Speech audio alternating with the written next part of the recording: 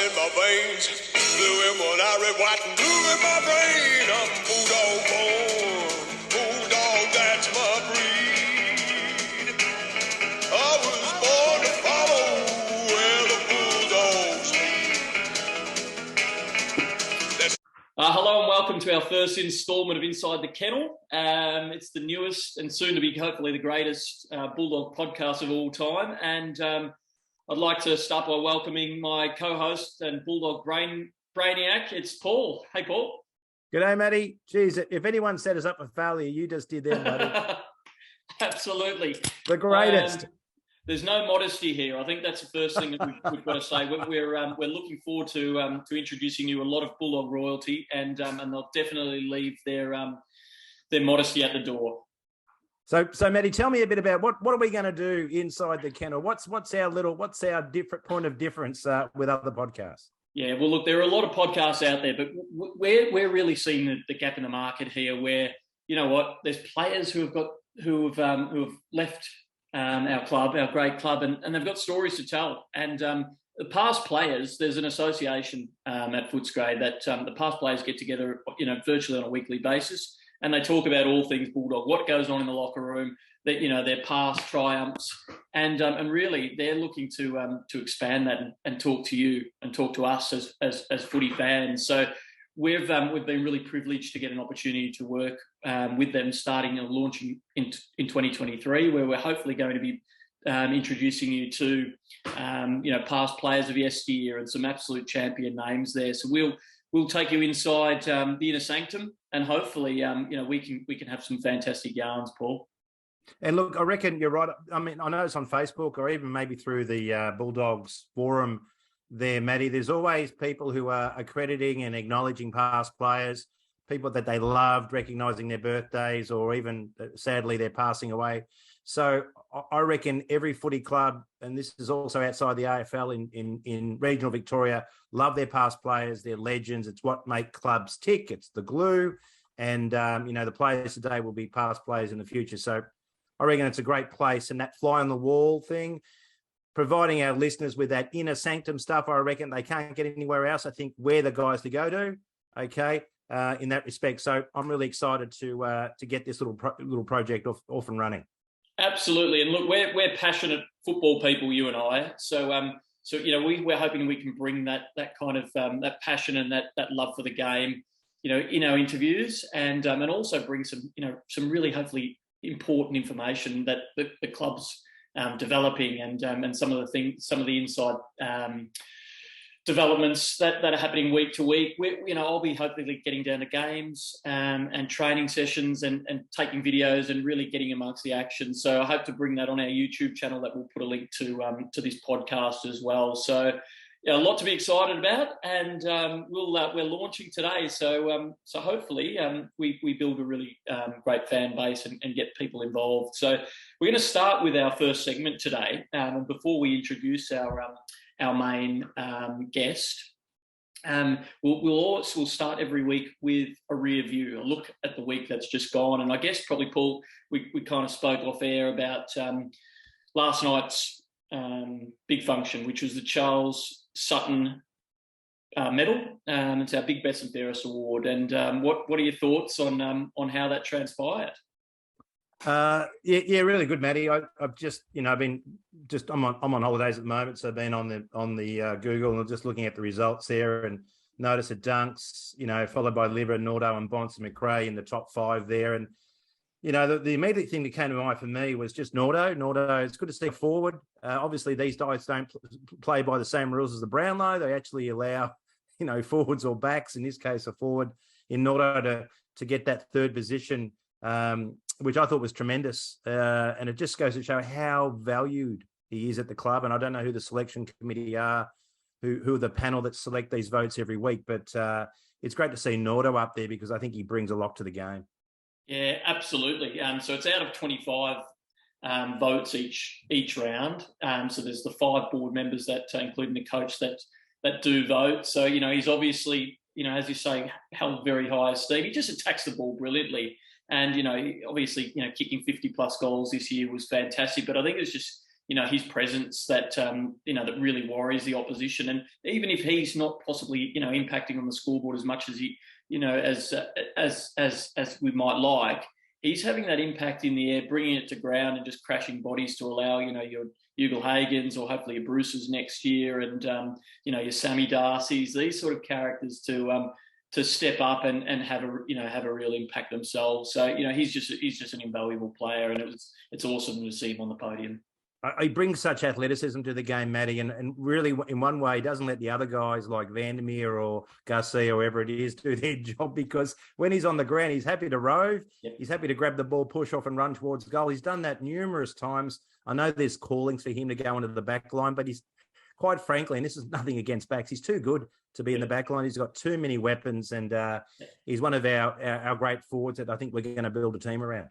Totally. And I think, just judging on the fact that we've got Gardner, who also had an incredibly good season, and a lot of people are on his back. He finished in the top 10. What was he? 7th overall, which is just an incredible effort from him as well.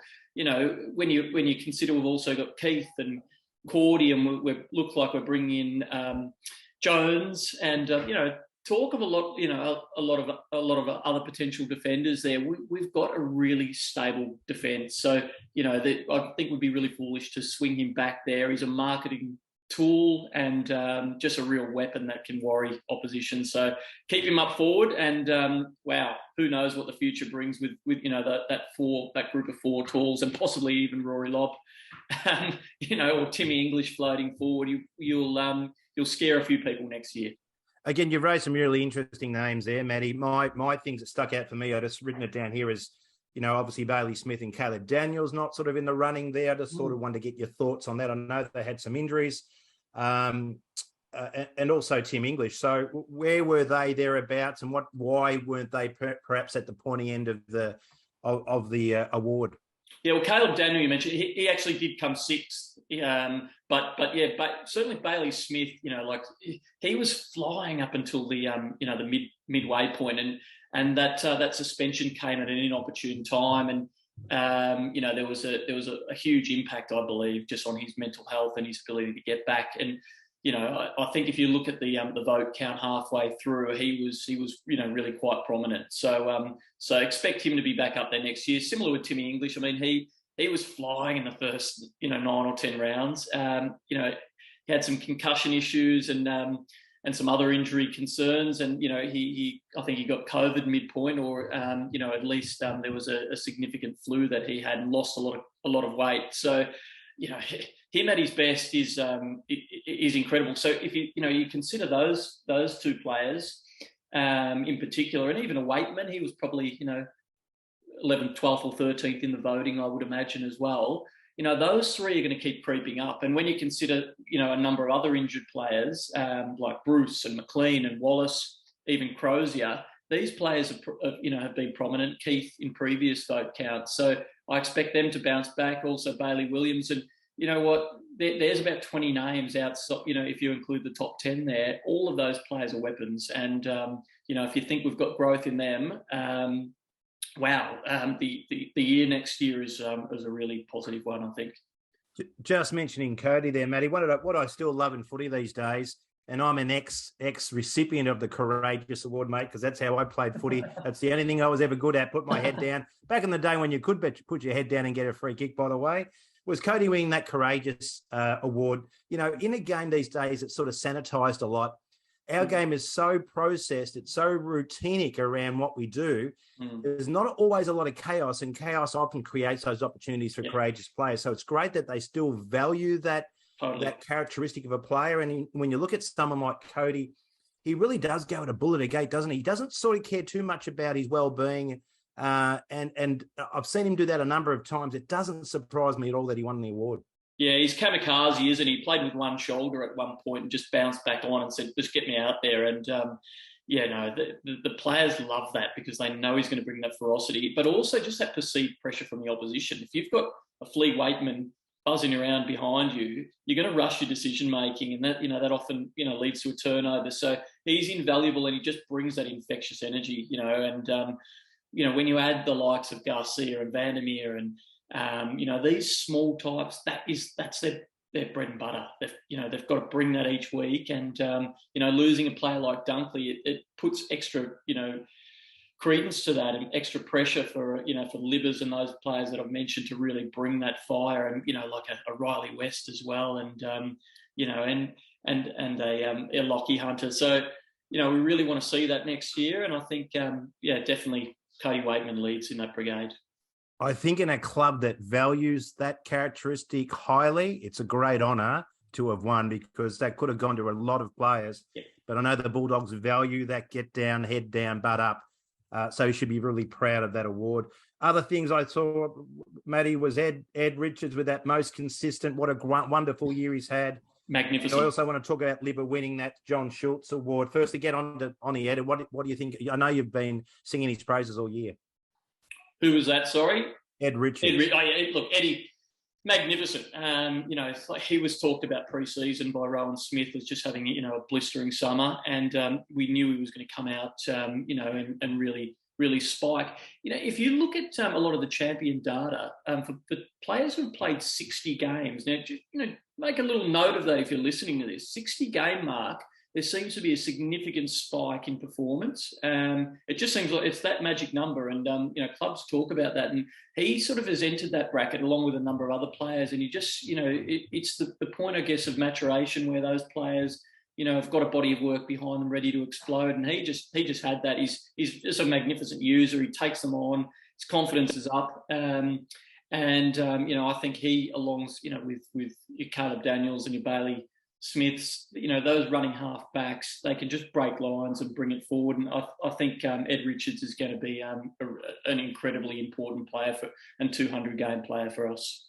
Look, I agree, Matty. I think for every draftee or player that comes into AFL, Ed is a really good example of someone who played a number of positions. I think he played on the wing, he played in the half-forward flank, he occasionally played in the half-back.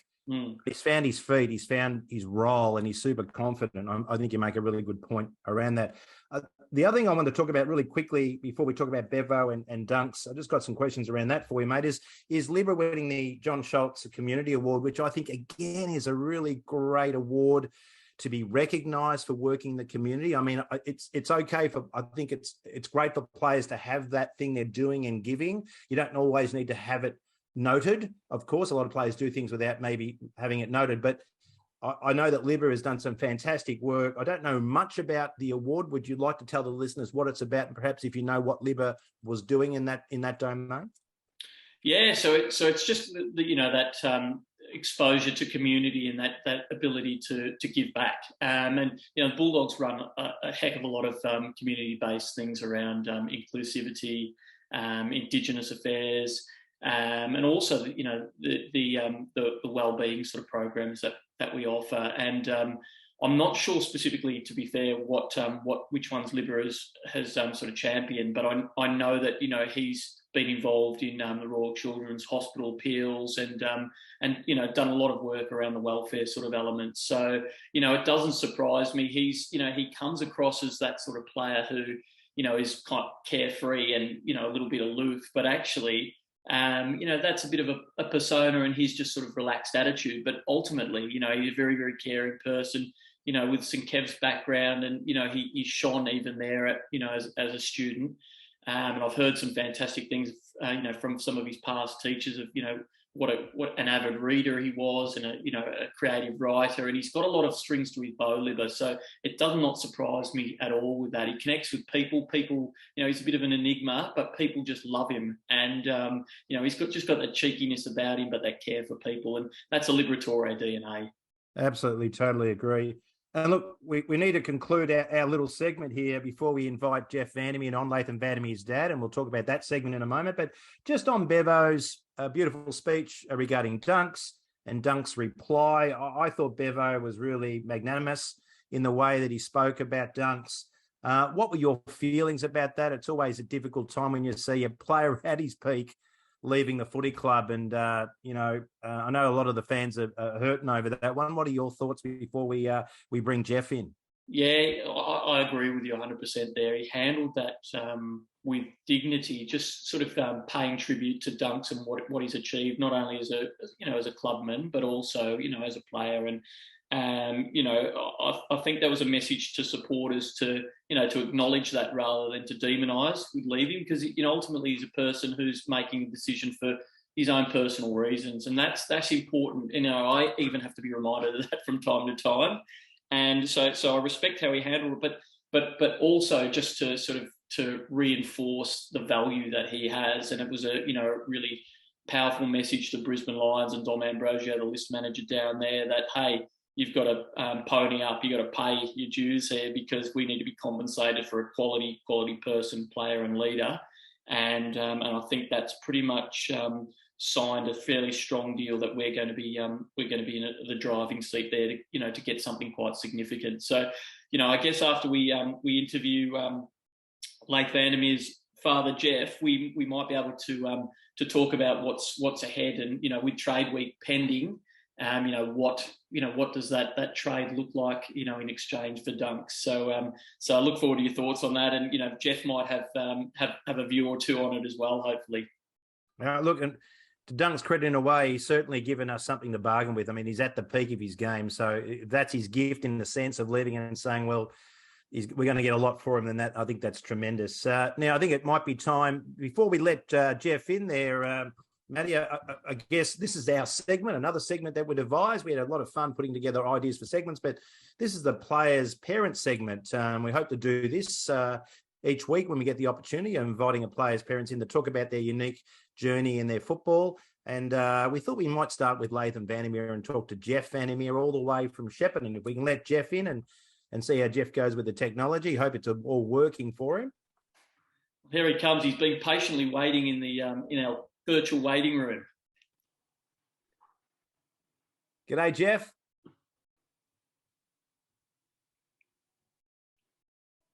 Hopefully he might have gone off, and we might have gone a bit long with our our awards night there, but he'll be probably moaning and groaning there in Shepparton. Old Jeff Vandermeer. There he is. G'day, Jeff. Right. You got me? Yeah, we got you, Jeff. Welcome to the show, Jeff. Welcome to Inside the Kennel. Yep. You should be pretty honoured, Jeff. This is our pilot, but this is pretty much our first episode. So thank you very much for coming on and joining, being the first parent in our segment at looking at parents, players' parents. Mattie, what's your first question for Jeff? Yeah, well, absolutely welcome. We're looking forward to hearing some of your thoughts there, Jeff, and we'll certainly get to Laith shortly. But just having a bit of an overlook of your CV, and between yourself and also Laith's mum, Katie, you've represented Mooroopna Footy and Netball Club in over about 700 games. Between the two of you, 5 best and fairest.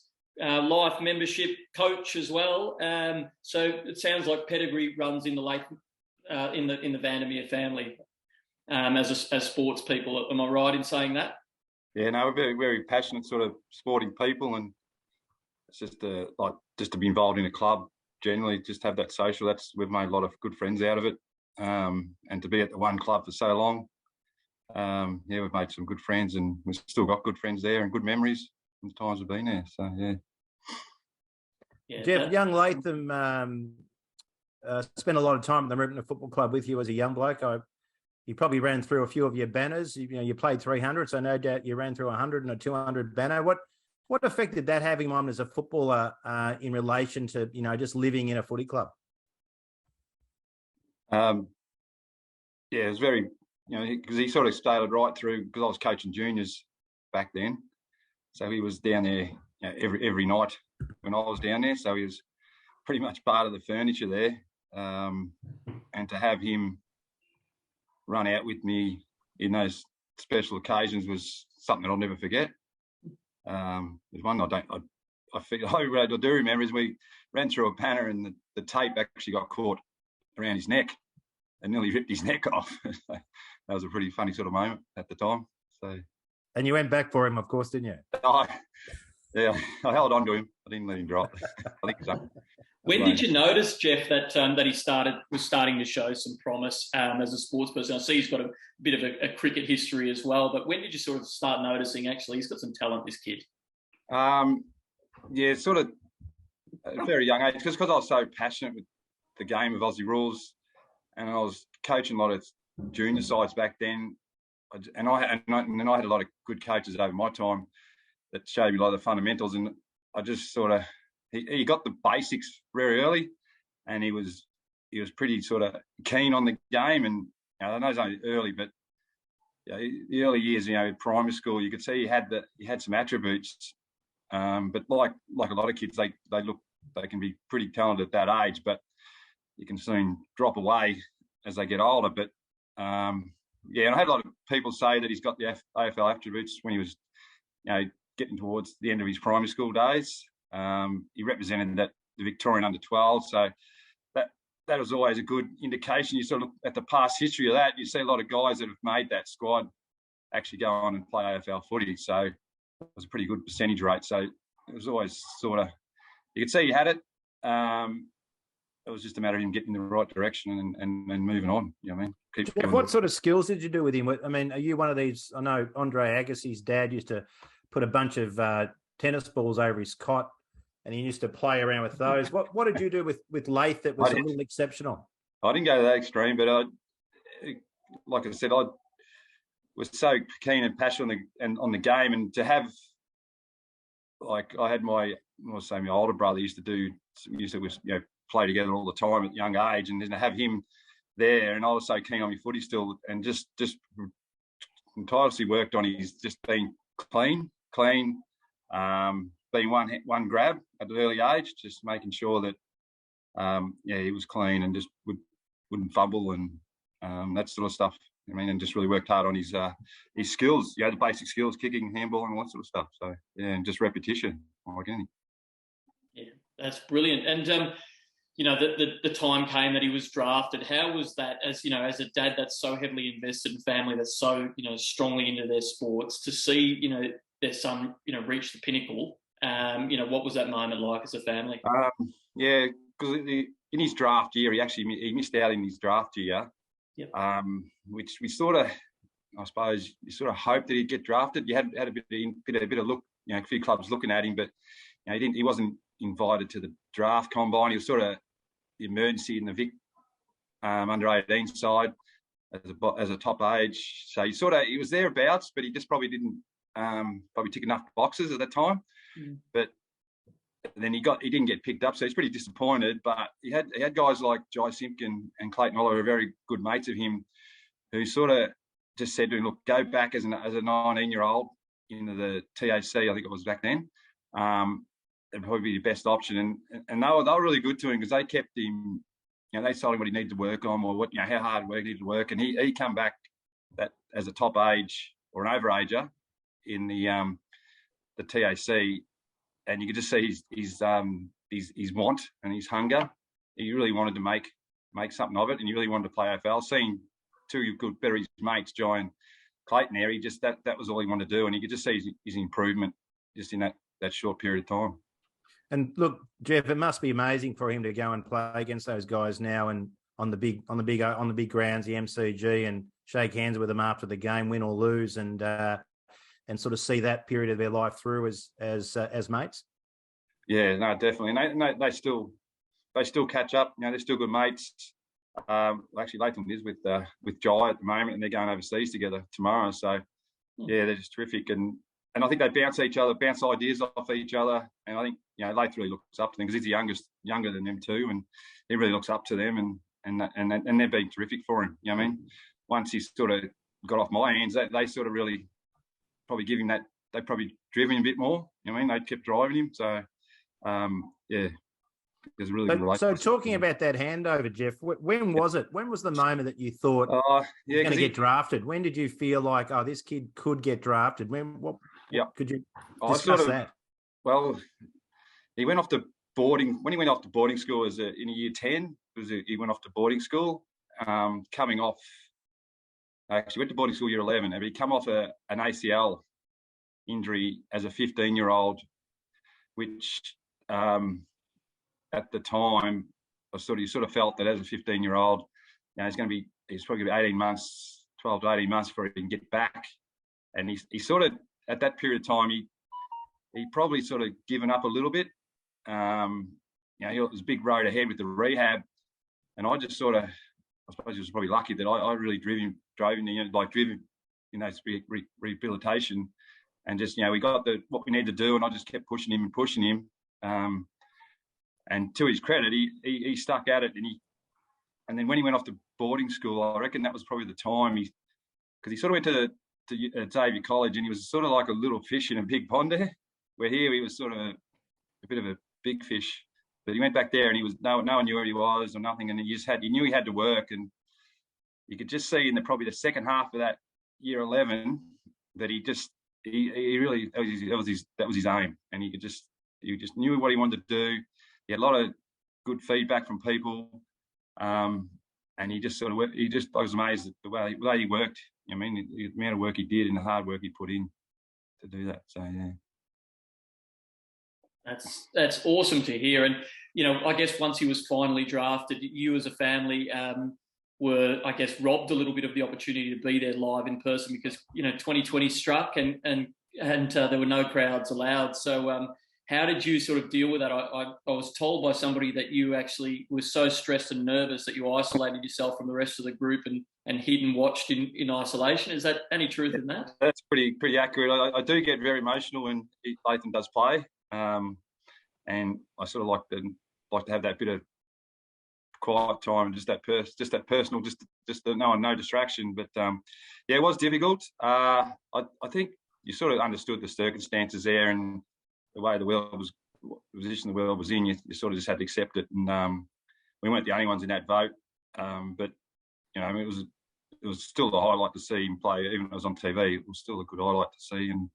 And but to get the opportunity in the start of last year, it was the first time we got to see him when they played Collingwood in that round 1 game.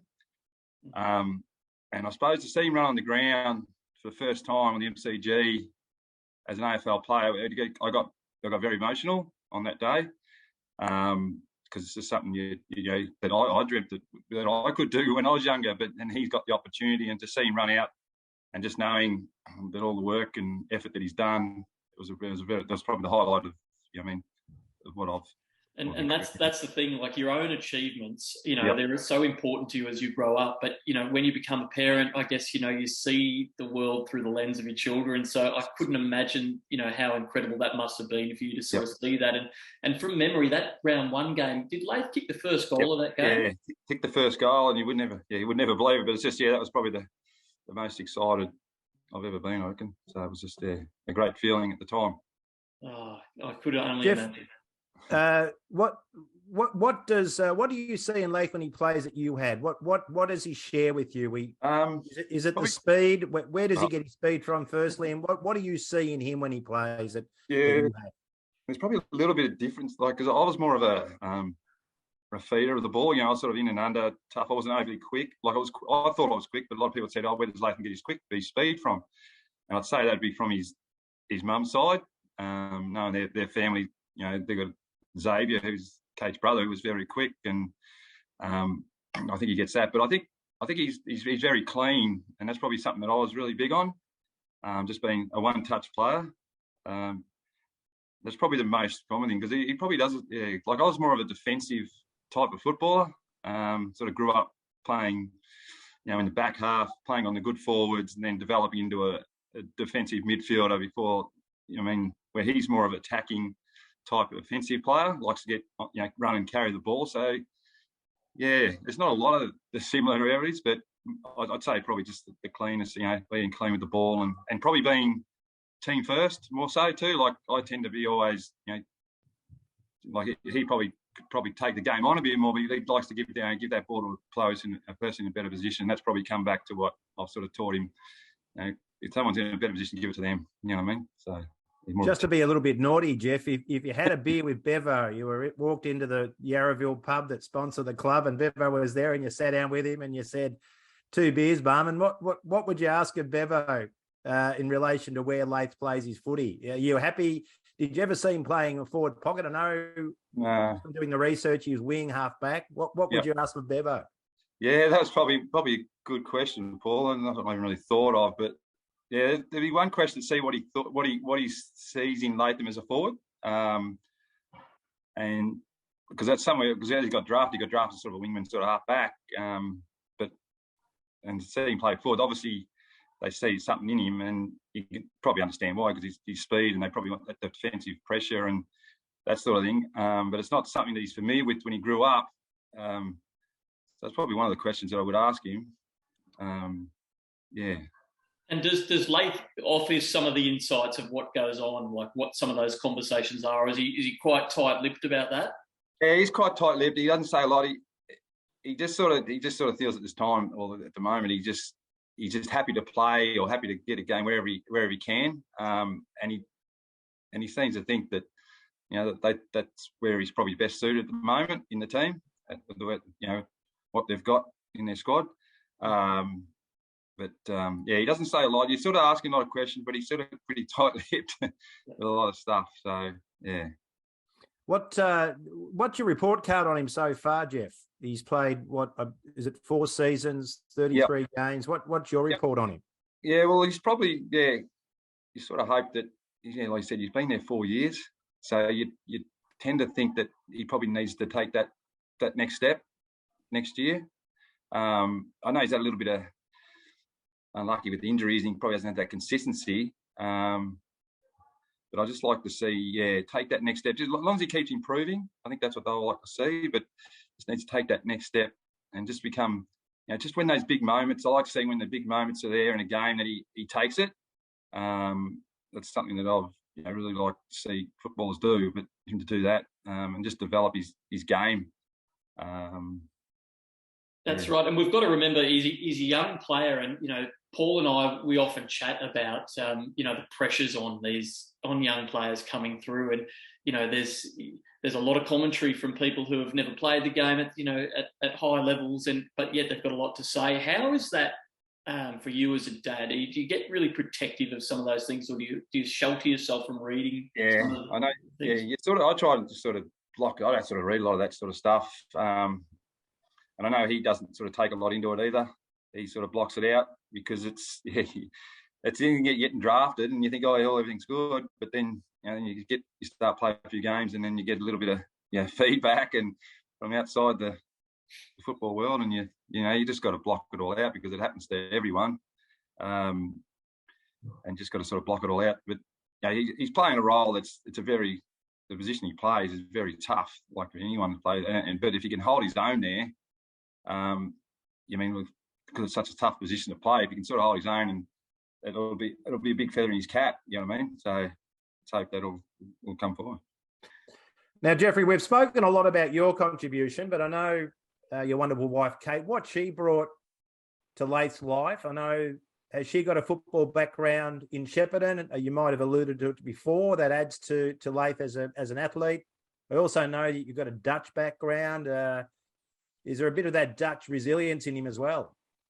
Well, Katie, she's had she's been heavily involved in footy clubs because the 2 brothers or 3 brothers have all played footy. So she's got a big tie there. What was the question? What she bring to the she's been very, like with him going off to boarding school, she was a big attribute for that. Because he sort of missed getting, we sort of trial for scholarships, and that sort of didn't come through. And she ended up, really pushing it, and ended up getting a bursary for him. And she just really, really pushed him to go that way. And I think if he hadn't have gone to Xavier, he probably wouldn't be playing AFL, I would have thought, because it just him going there was a big impact on his career, and I think Kate really drove that. Where I wasn't a big fan of it at the time, but now looking at it, I think it was probably the best thing we did for him. And she was a big driver of that to get him there. So, and she's got a very competitive mindset as well, like with her sport and just in general in life. So, sort of that rubs off on him too a bit. She's very competitive and very strong in what she wants to do. So I think that probably he gets a lot of that from her as well. So yeah. And what about the Dutch connection? Yeah, like Dutch was a bit stubborn and stuff like that, and a bit. Yeah, he's got a little bit of that in him. He's sort of very strong that way. But yeah, he'd have a little bit, and also got a little bit of German in us. So he's got a bit of a combination, Dutch and German. It's probably a good mix to have. Brilliant. And you mentioned Xavier, so there's obviously another Bulldog connection from there in Bailey Smith, who Yes. Laith is obviously very good mates with. And I know he's probably Bailey himself is probably one of the most popular players in the league. Has he ventured over to the family home? No, not as yet. We met him a few times through the Xavier school functions and all that sort of stuff, and his parents. But Bailey, yeah, he was a very, well, as you can see, he's very committed to his football, but a very lovely kid, just to talk to and to be around. And I think him and Laitham get on really well. Both being from the school. Latham's 12 months older than him, of course, but they've had a very good friendship over those couple of years they were at school together. So yeah. Jeff, I know a fellow called Rob McCartney originated from Shepparton, or comes from Shepparton. Rob was telling me a little funny story about junior football where he was short of a few players, and he went up to you, and you being Jeff Vandermeer's Laith's dad said, "Look, take Laith with gritted teeth." So you took Laith. Could you tell us a little funny story about? And then Rob was telling me he did the right thing, so he put him as further away from the footy as possible and put him in the back pocket. Tell me what transpired that morning. Yeah, that's you're pretty full on there. They were a bit short, and I always thought, well, they were sort of struggling a bit, so we give them their best. We give them one of our best players and put us, because we were sort of pretty dominant, sort of a juniors team then, and sort of put our guys under a little bit of pressure. Yeah, and he did. I thought, you'll probably put him in the midfield, but ended up putting him in the back pocket. So that was quite amusing. But I'm not too sure what the funny side of it was, Paul. I can't remember that. I can't remember that. Rob shared with me that Laitham wouldn't let the ball go through the goals. Yeah, that's right. That he intercepted everything, and yeah, because generally when you put someone on the other side, they tend to bloody just sort of ease off a bit. But he was full steam ahead, and yeah, I don't think we even kicked a goal that quarter. I don't think so. We're sort of a little bit shell shocked there, but yeah, he repelled a lot of the balls that day. So yeah, Rob would have been very happy. I imagine you gave him a little bit of a sermon in the car on the way home, did you? A little lesson of life around what you do when you play for the opposition. Yeah, but it was always good. It's good. It's good to do that, because to have that competitiveness with the two teams made our guys have to work a little bit harder too. So it was always good for us at that age, to develop the kids there. So, but he just does what he was taught to do. So that's what he did. So, yeah.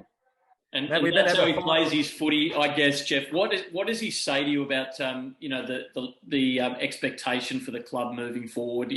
Obviously last year we were within an inch from glory, and this year was a little bit of a speed hump for various reasons. But what does he say about our chances really of prevailing, I guess, next year? Yeah, I haven't sort of spoken to him right deal length of that, but he always mentions that.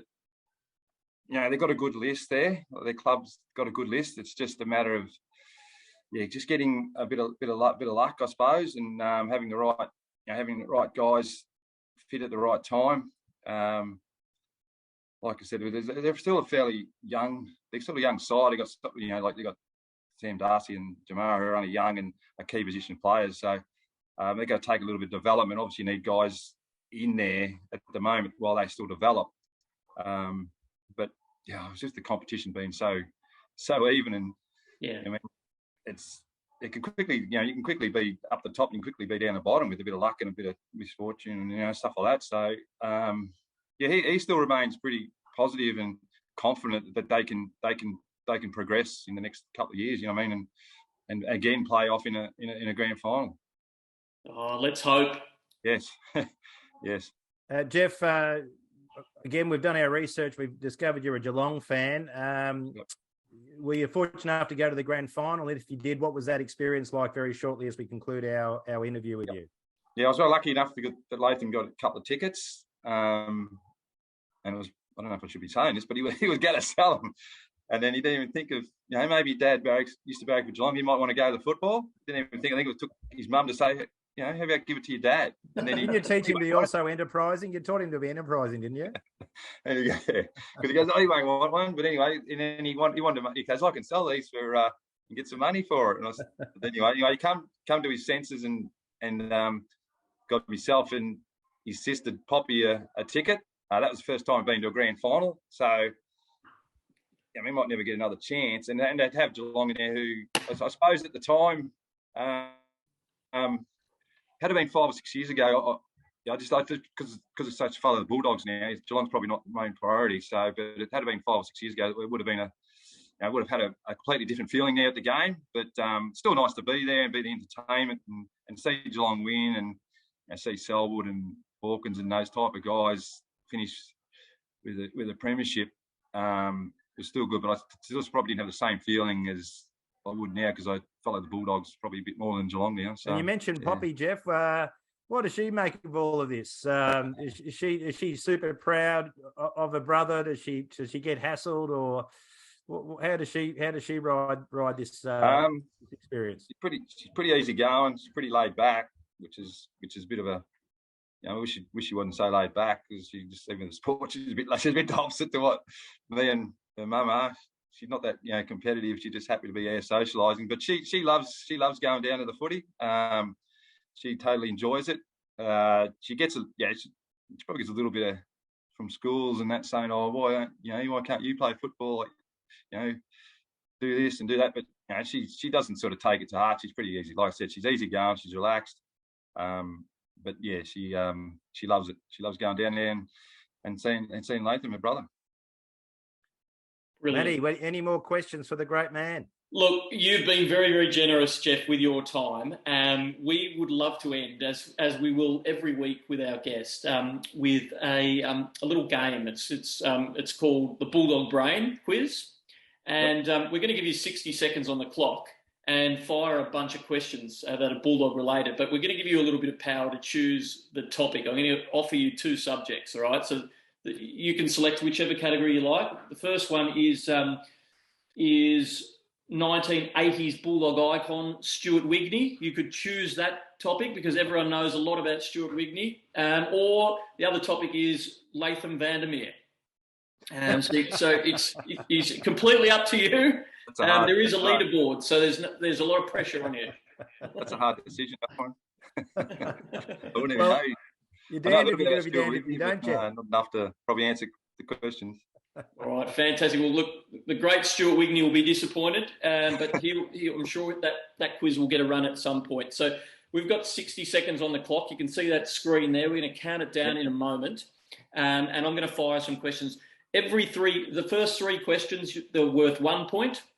The next group of 3 questions, they're worth 2 points. It goes up and up. So the quicker you can answer, the more you'll get up to those premium point questions. There'll be a leaderboard, and at the end of 2023, we're going to call back the 2 people with the highest to go head-to-head for a quiz. So it could be you. You're going to be leading by the end of today, no matter what happens. All right? So good luck, Jeff.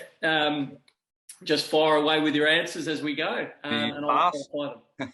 Can you pass? You can absolutely pass. Brilliant. All right. About this, because I probably should know a lot more about him, but I don't think I do. Yeah. This is going to be tricky. All right, here we go. The time starts now. Now, Dad, you were Laith's first footy coach at Auskick. Is that true or false? True. Okay, true or false? Laith was recruited from the Murray Bushrangers under 18s. True. Laith was recruited at pick number 37. True or false? True. Fantastic. What Guernsey number does Laith wear? What was that? What Guernsey number? 23. Correct. Which year did Laith make his debut? 2020. Correct. Which team was the opponent on that match? St Kilda. And what nickname was Laith given by Sam Lloyd when he first joined the club? Sheepdog. Yes. How many AFL games has Laith played? Oh, no. 29? I can't remember. 33. Which current Bulldog teammate went to Xavier College with Laith? Bailey Smith, sorry. Correct. How many AFL goals has Laith kicked? Yeah, I was going to say 23, 22. Was it 23? 22 we can't take, and your time is up. It's actually 19 goals. Fantastic. We do take this seriously, Jeff. So you're not going to get that point. We've got some integrity in this game. Unfortunately, I should have known you're going to ask those questions. I should have already done had it on my phone.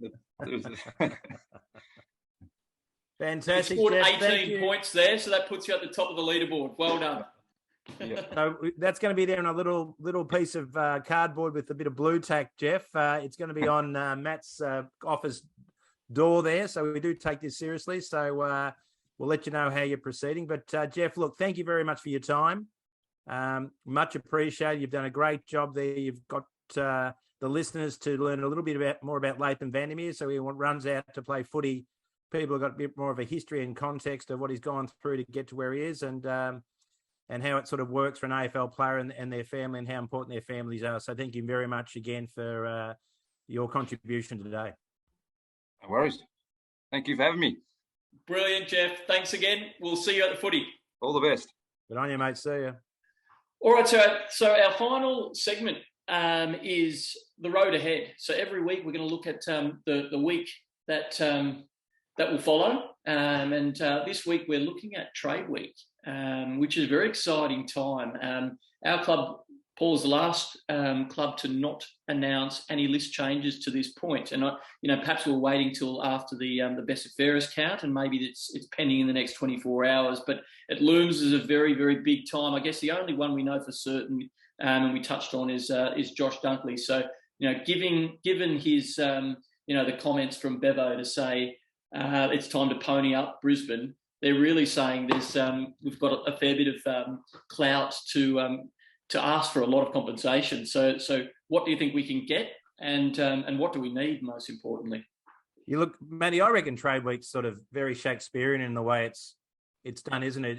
It's about optimism and positivity. There's also the fact that we're going to have delistings on our behalf as a footy club. So you're going to lose players. I know that Dunk, made it public he's leaving, but there's players who will also be delisted, which is a really sad part of a club's process. We know that other clubs have already done that situation. Hopefully anyone delisted has got another opportunity to play football again during the year, but it's a very dramatic time.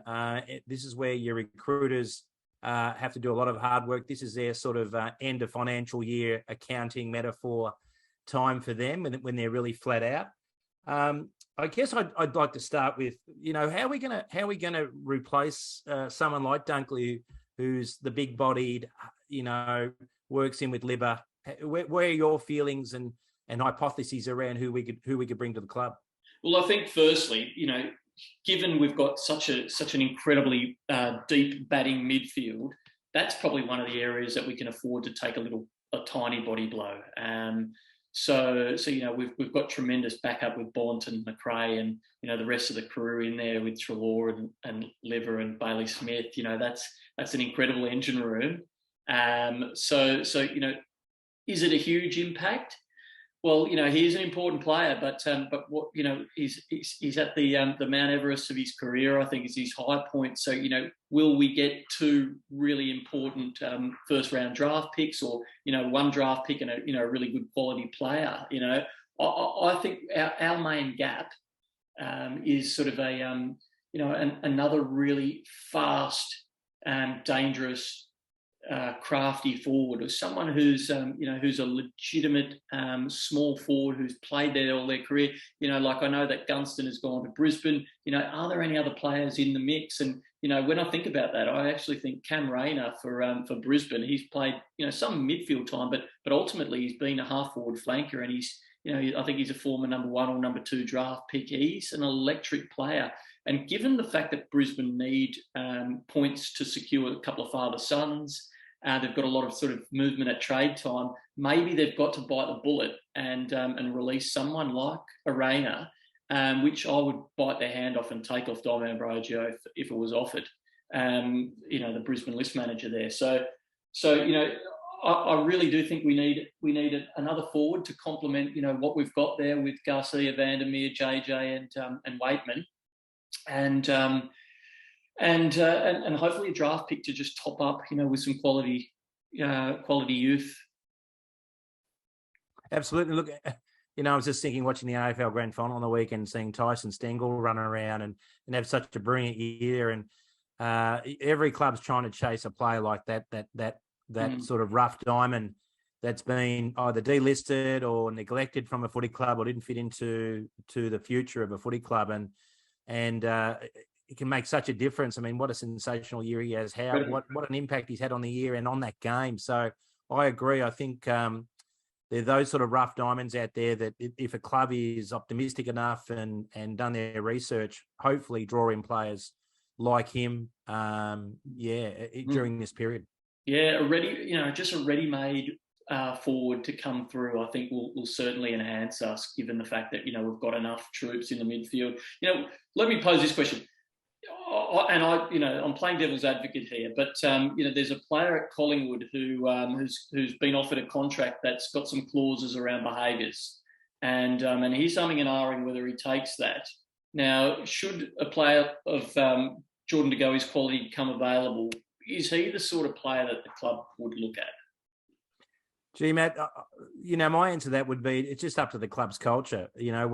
Where do the clubs sit? I know that, you talk about Laitham Vandermeer with his dad about getting recruited. I know that footy clubs these days go through a very stringent process about who they want, and every club has their own DNA. And I think it would be up to the club to decide, does Jordan De Goey's DNA mesh with our DNA? And that would be the only thing I'd say in that matter. There's no doubt about he's a great player. He's coming up to 27 and 28 at the height of his maturity and ability. So I think the club needs to have a discussion around a bit like the Tyson Stengel. I mean, he came as, with a little bit of a background, some indiscretions, and Geelong were able to provide an environment for him to be his best person or the best he can. So if the club feel that way and make that decision, I think, well, all be good. Yeah. It's going to be really interesting to see what happens. I think we're looking very, very close to being able to secure Jones from Carlton to return, as a bit of a fairy tale back to the Kennel, which will shore up our defence there. But a lot is going to depend on how this Dunkley deal goes. It could really open things up for us. Despite losing a player like Dunks, I think my optimistic lens tells me that there's some real opportunities out there. So I think, next time when we sit down for our podcast, we'll probably be a little bit to the wiser of where Sam Power, our list manager's headed.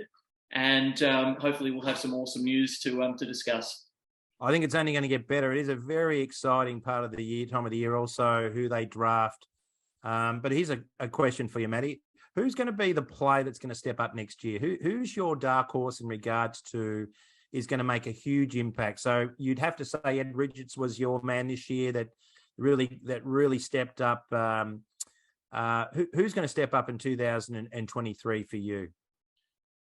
Yeah, look, I absolutely love that question. And I think, given the trajectory that we've seen Jamarra Ugle-Hagan on, I think he showed, in that incredible game where against Melbourne where he kicked 5 goals, he just showed us a snapshot into the future. And, I think there's going to be more games like that next year that he's going to be really able to impact. He's just an excitement machine. He's probably only played, 18 or 20 games. So if he can double that next season and play, 5 or 6 match-winning games, I would not put that past him. I think he's going to be, he's going to electrocute us next year, or electrify us. Definitely not electrocute us. So be a concern. We're wanting to execute the opposition, don't we? But look, mine would be Garcia. I think Garcia is probably I think it's his second or third season this year. Maybe I'm predicting that he's going to have a really big impact. I think he's got some great. I think he's got some great arsenal there with his speed. He's got a little bit of goal sense. I like his swagger. He's got a bit of optimism about. He's got a real healthy optimism about the way he plays footy. I see him stepping up next year and maybe moving into that wing area. There's a few positions for him there, but that's my bet for a player that's really going to come out of your shell for 2023. All right, well, we'll put that in the vault, and we'll revisit that to see who has bragging rights at the end of the year next year. But I dare say both of those players, have got an incredible upside. The other one that I just wanted to sort of drop in is Riley West. We spoke about that 60 game sort of mark where the players just spike in their performance, and I reckon, he's probably played a significant amount less than that, but given his sort of backlog of VFL games, I think he's going to become a real mainstay with that position opening up with Dunkley gone, and Lipinski's gone from last year. I reckon Riley's going to be a mainstay, and he's got a lot of attributes like his father Scott, that I reckon he's also going to be one to watch. I think he'd be chafing at the bit to get on the ball there, I think. And I think if Westy had that beer with Bevo, he'd probably like to say, what do you reckon, Bevo? Can we give him a little bit of a roll in through the centre there? But there's certainly an opportunity there that he might see. I think what happens when players say like Dunks or other players leave the club, it certainly changes the structure of a club to some degree, doesn't it? So probably someone like Westy's thinking, maybe I'll give a bit of a crack in that area of the game or area of the field next year. Fantastic. All right, well, we've got a lot to talk about this season, no doubt. And, some of the other things that we hope to bring to our viewers are talking about some of the advancements in the club. I know that there's a redevelopment, also events that are on the horizons. We'd love to talk about those and share those with people, and also some of the videos that we'll be sharing on our YouTube channel as well. So watch this space. You'll get to know us a little bit better, you as the audience. Paul and I, how we operate, and some of the things that we'd like to bring to the table. So we look forward to sharing that with you. But thanks for listening to us today, and we look forward to speaking again. Excellent. And look, we're a couple of teachers, aren't we, Mattie? So we always crave for feedback, always craving for feedback. So if we can get some feedback around the show, that would be also wonderful. We'll send out a Google form for you and get you to fill it in for us, and that'll be fantastic. So once again, thanks for listening, and look forward to being on board in our next episode. Well said. Thanks, and pleasure having our first one together, Paul. That was great, and go the Dogs. Go the Doggies. Red in my heart, white in my veins, blue in my eye, red, white, and blue in my brain. I'm Bulldog.